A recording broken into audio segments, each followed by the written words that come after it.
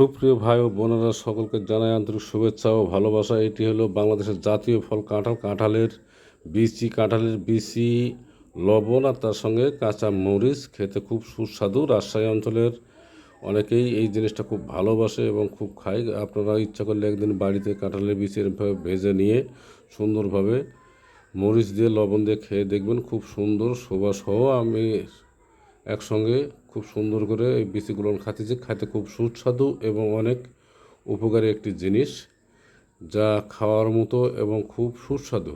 সবাই একটু করে বাসায় খেয়ে দেখবেন, খুব ভালো এবং শোভাও খাচ্ছে, তার সঙ্গে আমও খাচ্ছি।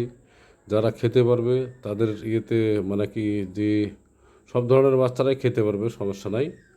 লবণ দিয়ে ভাজা কাঁঠালের বিচি আর তার সঙ্গে কাঁচা মরিচ, খুব সুস্বাদু একটি খাবার। ধন্যবাদ সকলকে।